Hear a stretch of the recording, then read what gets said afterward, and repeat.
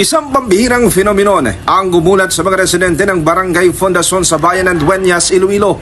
Sa halip kasi na purong tubig, apoy ang lumalabas mula sa isang bagong gawang tasok o artisan well sa lugar. Tungkol sa DTX 500, kontrolado na ang blood pressure at sugar ko. Salamat sa DTX 500. Ayon sa caretaker ng lupa na si Irving Laas, halos 2 linggo na ang nakalilipas nung simula nilang ipahukay ang nasabing poso. Umabot na ito sa lalim ng 150 talampakan, ngunit tila bigo sila makakuha ng permanenteng supply ng tubig. Pero noong Huwebes, Hunyo 11, habang nililinis ng mga trabahador ang poso, laking gulat nila nang biglang sumiklab ang dambuhalang apoy matapos may magyosi ang isa sa kanila. Hanggang ngayon, nag-aapoy pa rin ang poso sa tuwing sisindihan.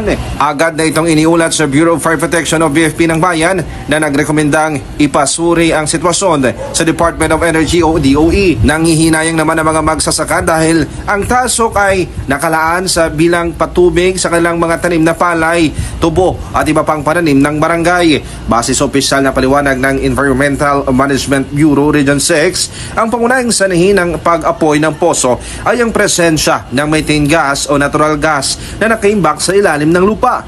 Habang naghuhukay ng malalim na umabot sa 100 feet, natumbok ng mga trabahador ang isang natural na imbakan ng methane gas sa ilalim ng lupa. Ang gas na ito ay nabubuo mula sa mga nabulok na organikong bagay sa nakalipas na libu-libong taon. Ang methane ay isang uri ng hydrocarbon na madaling magliyab. Nang sumingaw ito pa itaas kasabay ng tubig at bura, nakatagpo ito ng ignition source o mitsa na sa pagkakataong ito ay ang sindi ng sigarilyo ng isang trabahador. Pansamantalang pinalalagyan ng kordon o harang ang lugar upang maiwasan ang disgrasya habang hinihintay ang mas malalim na pagsusuri ng mga eksperto. At para sa Network News, ito si K5 Aaron Refoyo, K5 News FM. Tungkol sa DTX 500, kontrolado na ang blood pressure at sugar ko. Salamat sa DTX 500.